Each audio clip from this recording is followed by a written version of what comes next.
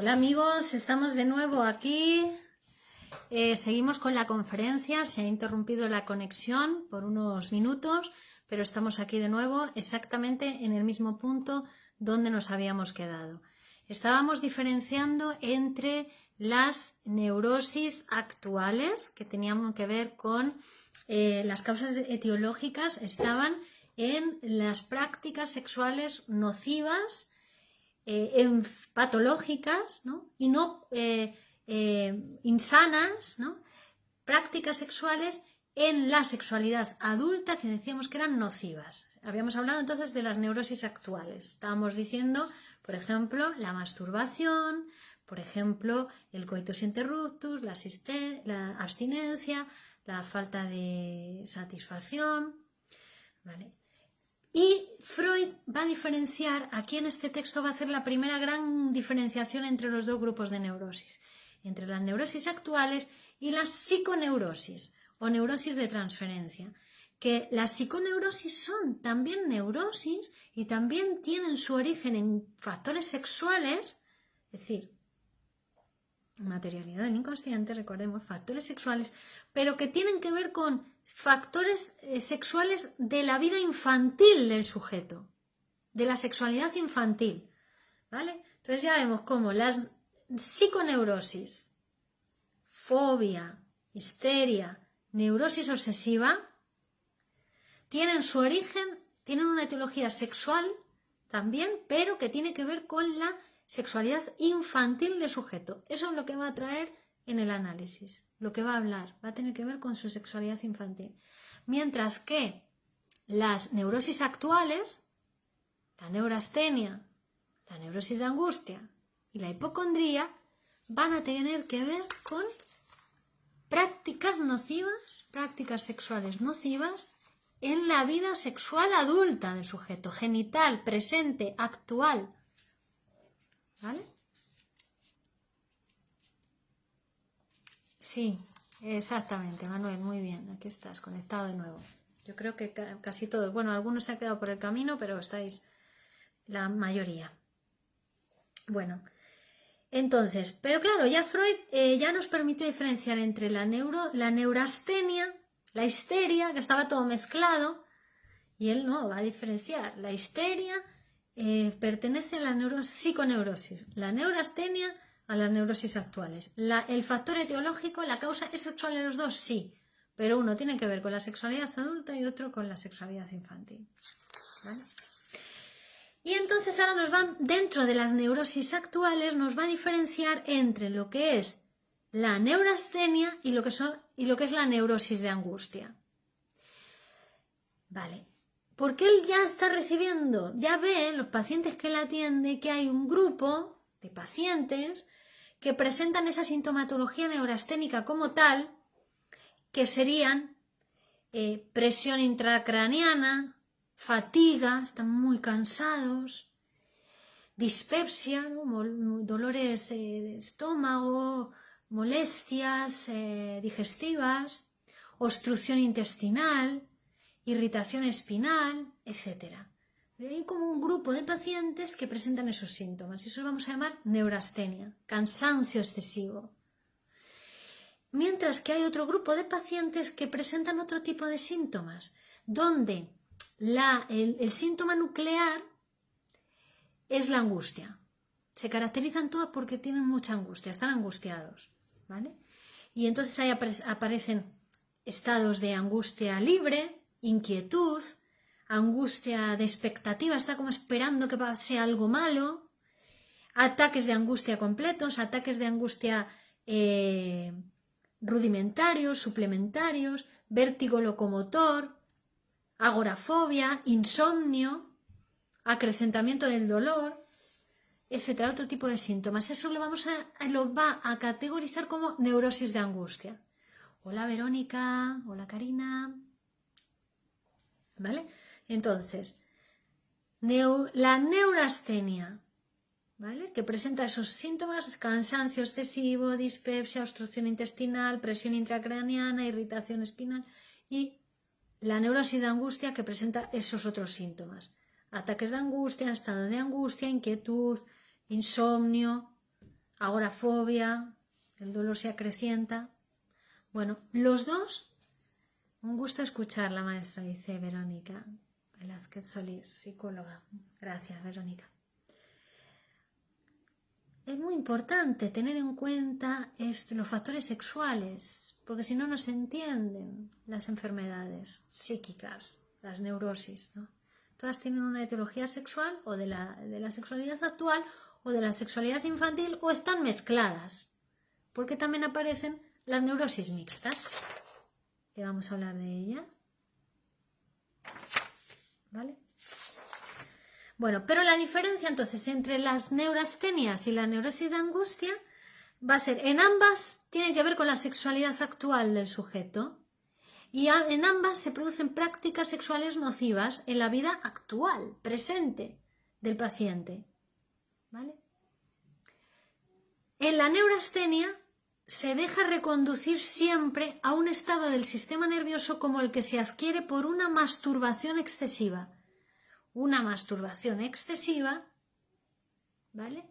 Tiene esas mismas características produce esas mismas características que presenta el paciente neurasténico. La cansancio excesivo, la presión intracraneal, etcétera, las que hemos mencionado. Mientras que la neurosis de angustia, generalmente en ella se observan influjos sexuales que tienen en común el factor de la contención, la satisfacción incompleta, el coito interrumpido, la abstinencia sexual, la excitación frustránea. ¿Vale? Ese influjo se observa en las neurosis de angustia. ¿Vale? Pero claro, estas desviaciones de la masturbación, el coito interrumpido, están súper generalizadas en la población. Sin embargo, hay personas que se enferman y personas que no se enferman, ¿no? Entonces dice, ¿por qué? Pues debe ser una cuestión de cantidad, ¿no? Solo se habrá de considerar esclarecedora una anormalidad grave y prolongada en la vida sexual de los pacientes neuróticos. Y por otra parte, uno puede confiar en que el peligro de que un enfermo psíquicamente normal sea esforzado a acusarse falsamente de faltas sexuales es imaginario. Bueno. Lo que sí que observamos es que no existen casos negativos. Parece que se arregló, dice Marcos. Sí, efectivamente. Hola Adelaida, saludos. No existen casos negativos, es decir, siempre que aparece una neurastenia hay una causa etiológica que tiene que ver con esto, con la masturbación, ¿no? Con esos factores, esas prácticas sexuales inadecuadas para un adulto, quiere decir, ¿no? Inadecuadas para la satisfacción de la sexualidad adulta.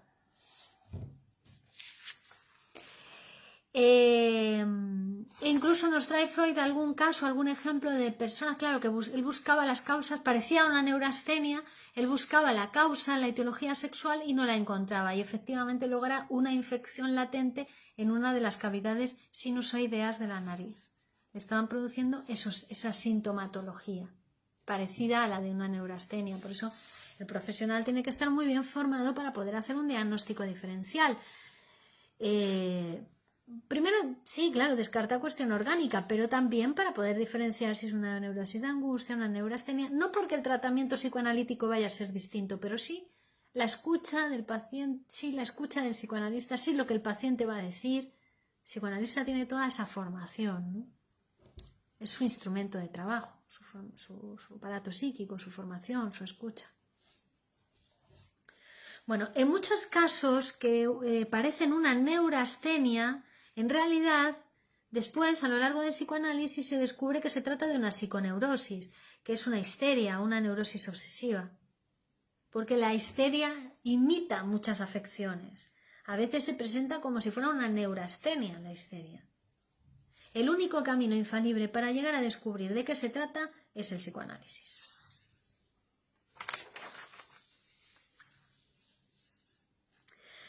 Pero, y luego con respecto a otros muchos factores que otros autores señalaban como causas, ¿no? El cansancio, que tenía mucho trabajo, ¿no? El surmenage, un exceso de trabajo, bueno, esos pueden estar o no pueden estar, son factores auxiliares, pero los que sí encontramos siempre en los casos de neurastenia son los sexuales, o los casos de neurosis de angustia son los sexuales, ¿vale? Es decir, que tiene que ver con la sexualidad del sujeto, tiene que ver con la sexualidad del paciente, el que se haya enfermado de estas enfermedades nerviosas. Cavi Torales, buenas tardes, saludos, importante el tema. Dina Jaimes, buenas tardes, licenciada Virginia Valdominos. Ese ha sido un placer aprender y escucharla. Ha sido un verdadero oasis de aprendizaje en esta pandemia. Gracias mil. Gracias. Se agradece, se agradece vuestros comentarios porque, bueno, pues son efecto, producto de un trabajo. También vosotros sois efecto, producto de este trabajo que realizamos el Grupo Cero difundiendo el psicoanálisis, ¿no? Y también, a su vez, que vosotros hayáis escuchado estas conferencias y aprendido y sigáis haciéndolo, tendrá sus efectos, no solo en vosotros, sino en más personas a las que vais a atender, en el caso de los psicólogos, con las que os vais a relacionar. Y bueno, y luego también hay que saber que hay que psicoanalizarse, porque sobre todo si estamos en contacto con material humano, ¿no? Uno tiene que saber de cómo todas estas cuestiones le afectan a uno personalmente para poder trabajar, escuchar, atender a otro humano en construcción, ¿no? Y así es la cadena del psicoanálisis, es en construcción permanente. Eduardo Gabriel Medina, hola, un gusto verla y escucharla. ¿Qué papel podría cumplir las fantasías que acompañan a la masturbación? Sí, totalmente de acuerdo. Bueno, pues hay que psicoanalizarlas, claro. Ese papel es muy importante porque pueden tener que ver, bueno, generalmente las fantasías asociadas a la masturbación tienen que ver con la psiconeurosis, que decíamos que puede estar escondida, es decir, con la sexualidad infantil, con los progenitores. Suelen ser fantasías asociadas a los primeros objetos amorosos prohibidos, los progenitores, aunque estén disfrazadas. Pero claro, fíjense, si ya una persona está habituada a la masturbación y además fantasea, ¿no?, con sus progenitores, familiares o subrogados, pues difícilmente podrá llegar a la sexualidad madura, adulta, mundo, otros, mujer, ¿no?, sino que probablemente se enferma o ya es una manifestación de la enfermedad, ¿no? Que son cuestiones que, por eso decíamos que Freud en este tema, que incluso podemos considerar precientífico, porque es anterior a la interpretación de los sueños, pero él hace una crítica, trae todo el tema sexual que después va a desarrollar en la interpretación de los sueños y ya nos va a explicar qué es lo sexual, nos va a hablar del complejo de Edipo, nos va a hablar del concepto inconsciente, va a ampliar el concepto de sexualidad, pero no dejamos de utilizar esta categorización que él hace aquí entre la neurosis, psiconeurosis y las neurosis actuales, porque la sexualidad actual es la sexualidad infantil a condición de ser reprimida. La sexualidad adulta, la sexualidad adulta también refleja la sexualidad infantil del sujeto a condición de ser reprimida.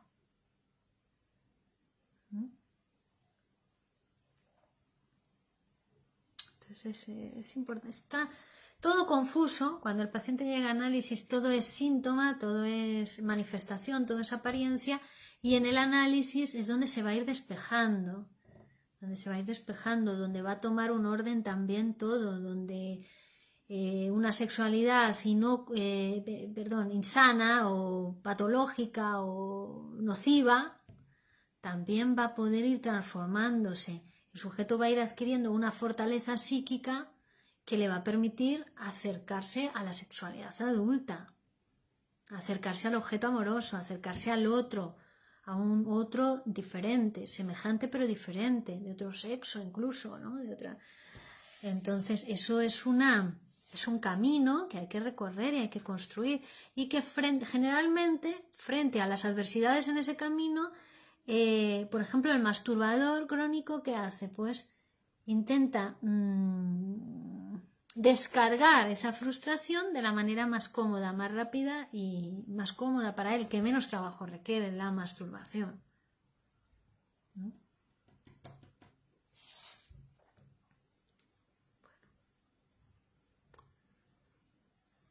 Algunos autores han atribuido la causa de esas enfermedades, del estrés, de la angustia, pues eso, a la civilización o a la herencia, bueno, pero que siempre encontramos en ellos los factores sexuales.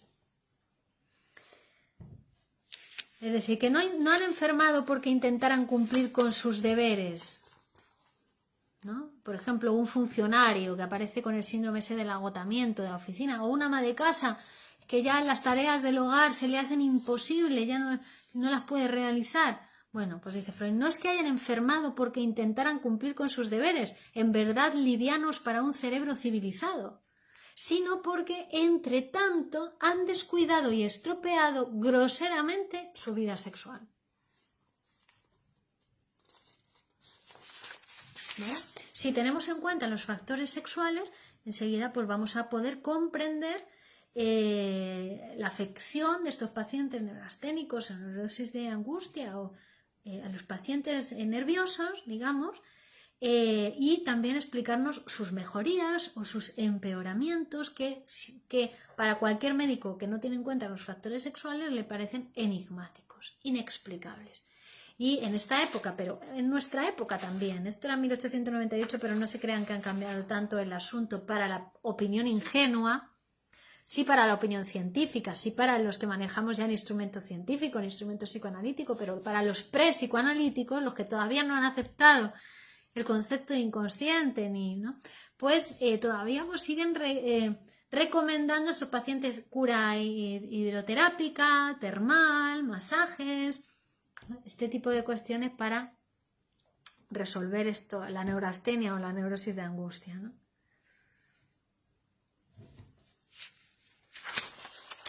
Bueno. Y nos dicen, muchachas adultas y hombres maduros, la masturbación es mucho más frecuente de lo que se suele suponer y ejerce su nocividad no solo mediante la producción de los síntomas neurasténicos, sino además por mantener a los enfermos bajo la presión de un secreto que sienten deshonesto. Sí, los síntomas y la culpa, esa presión de ese secreto. Claro, entonces el médico no habituado a traducir los síntomas neurasténicos por masturbación, se explica el estado patológico remitiéndose a lemas como anemia, alimentación insuficiente, surmenage, ¿vale? Y espera que con el empleo de la terapia, de una terapia hidroterapia o masajes, tal, prescriba, ¿no? Pero no va a desaparecer. María de Jesús Caicedo, Valencia. Doctora Virginia, muy buenas tardes. Muchas gracias por compartir sus conocimientos sobre psicoanálisis y explicarlos con claridad. Son de gran aporte para la salud mental. Desde Colombia, abrazos cariñosos. Gracias, María Jesús. Manuel Díaz. Se supone que los médicos saben de la génesis sexual de una enfermedad, pero no lo dicen al paciente por decoro. Bueno, no está tan extendido el conocimiento psicoanalítico. Los médicos que estudian psicoanálisis sí, por supuesto. Pero los que no estudian psicoanálisis, sus propios prejuicios les impide escuchar lo que los pacientes le dicen, que lo dicen muy claramente en realidad. Y nada de decoro, es una cuestión humana. ¿Qué decoro? Es más humano que lo sexual, si es lo tocado por la palabra. Es muy bueno, gracias, dice Patricia. Son prejuicios, son sus propios prejuicios, o que ellos también están afectados por estas cuestiones de masturbación, el coito interrumpido, etcétera, ¿no?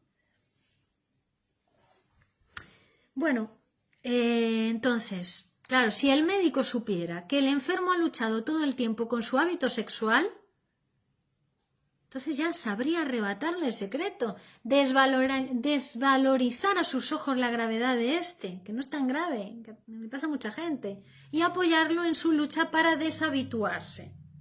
Y por esa vía se garantizaría el éxito de la terapia. Claro, la deshabituación de la masturbación es difícil, porque el sujeto frente a cualquier dificultad nueva en la vida real vuelve a ese hábito de la masturbación, ¿no? Pero cuando se despierta, cuando se encamina al acto sexual normal, al adulto, ¿no? Dice que una vez que durante cierto tiempo se ha despertado, pues que ya no es posible silenciarlo, ¿no? Argentina presente, muy bien.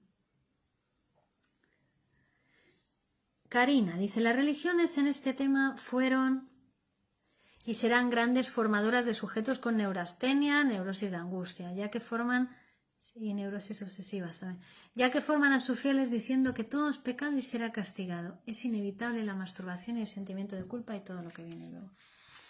Sí, claro, bueno, el pensamiento religioso está ahí, ¿no? Pero bueno, uno tiene que hacer un trabajo para llegar al pensamiento científico, ¿no? Marx decía, la religión es el opio de los pueblos. Claro, te dan religión, te dan opio y ya te quedas estupefacto. Si además te masturbas, ya está, un neurasténico, un cansado que no puede salir al mundo, no puede hacer nada, no puede transformar nada de la realidad.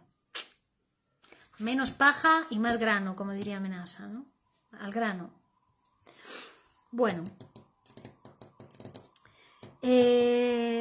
Excelente tema y muy grato escucharla, se aprende muchísimo, gracias. Gracias, Clau. Bueno, a ver, ¿qué más podemos decir?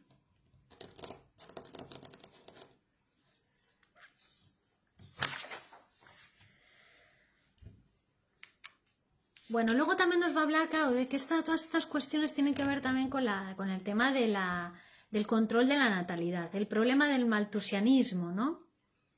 De las prácticas conyugales, pues para evitar los embarazos, que en algún momento del matrimonio pues se van a hacer inevitables ese control del embarazo. Pero, claro, dice, teóricamente sería uno de los máximos triunfos de la humanidad, una de las más sensibles liberaciones de la compulsión natural y que está sometida a nuestra especie, claro, porque la cuestión sexual es algo de la especie, la genitalidad está sobredeterminada por la especie, porque la especie se tiene que reproducir por sexuación. Entonces, claro, es una compulsión de la especie humana al acto sexual, al encuentro sexual para reproducirse, pero claro, también hay que liberarse, digamos, de ella, de esa compulsión para poder disfrutar también de la sexualidad de otra manera, de otra sexualidad más amplia. Aunque lo genital siempre va a estar ahí, es la sexualidad adulta, la genital, ¿vale?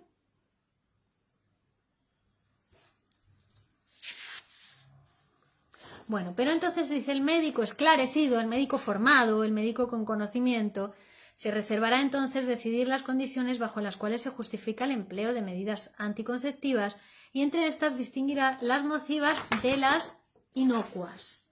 Nocivo, fijaos, nocivo, práctica sexual nociva, es toda aquella que estorba que advenga la satisfacción. Toda la que impide la satisfacción es nociva. Entonces dice, claro, no poseemos ningún método anticonceptivo que cumpla todos los requisitos, que sea seguro, cómodo y que no menoscabe la sensación de placer en el coito ni lastime la delicadeza de la mujer. Entonces, claro, dice, pero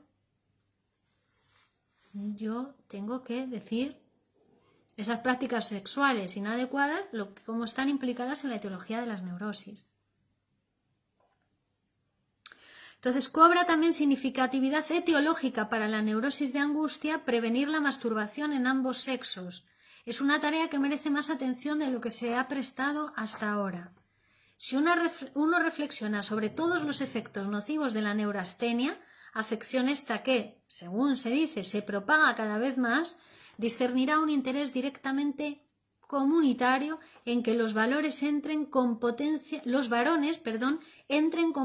plena en el comercio sexual. Un varón, ¿no vieron que los varones cada vez tienden a estar como más débiles, más cansados, más flojos, más parecidos, ¿no? Cuando el varón tiene que entrar al mundo, y la mujer también, con potencia, ¿no? Con potencia sexual, con toda su sexualidad puesta en el mundo, en el otro, en llegar al objeto, en llegar a la transformación de la realidad.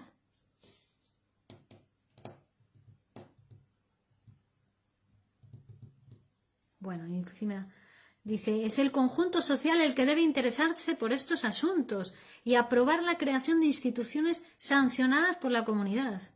Por ahora seguimos alejadísimos de esa situación que prometería un remedio, y eso mismo torna lícito responsabilizar a nuestra civilización por la propagación de la neurastenia. Muchas cosas tendrían que cambiar. Es preciso quebrar la resistencia de una generación de médicos que ya no pueden acordarse de su propia juventud. Debe vencerse la arrogancia de los padres que ante sus hijos no están dispuestos a descender al nivel de la comprensión humana. Y hay que combatir el irracional pudor de las madres, a quienes hoy, por lo general, les parece una fatalidad inescrutable y merecida que justamente sus hijos se hayan vuelto nerviosos. Es necesario crear en la opinión pública un espacio para que se discutan los problemas de la vida sexual. Se debe poder hablar de estos sin ser por eso declarado un perturbador o alguien que especula con los bajos instintos.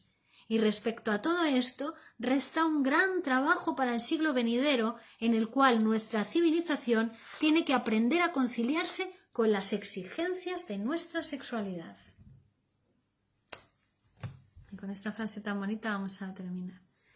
Quiero decir que los médicos saben de la sexualidad y su influencia en una enfermedad, pero no lo dicen al paciente porque temen desbarrar la situación.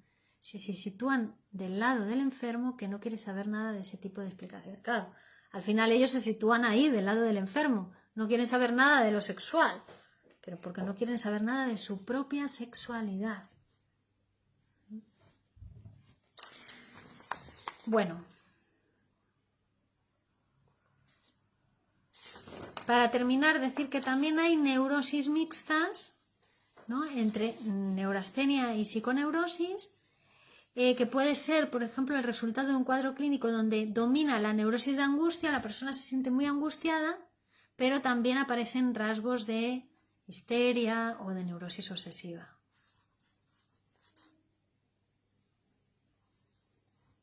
Que la neurosis de angustia se haya acusado hasta hacerse predominante prueba que la enfermedad se ha generado bajo el influjo etiológico de una nocividad sexual actual. ¿Vale? Es decir, estaba predispuesto a la psiconeurosis y además las prácticas nocivas sexuales le han hecho enfermarse de neurosis de angustia, y eso ha favorecido que debute otro tipo de enfermedad como una neurosis obsesiva o una histeria. ¿Vale? Bueno, entonces dice, la etiología auxiliar que faltaba para la psiconeurosis fue provista por la etiología actual de la neurosis de angustia. Es decir, la gota que colmaba el vaso para que se debutase la neurosis fue la neurosis de angustia. Factor más auxiliar en el caso de la psiconeurosis. Bueno, yo creo que hasta aquí está muy bien. Que les haya quedado claras algunas cuestiones, sobre todo la diferencia de categorías. España más 34 669 41 26 05. Muchísimas gracias a todos y continuamos la próxima. Gracias, hasta la próxima, chao.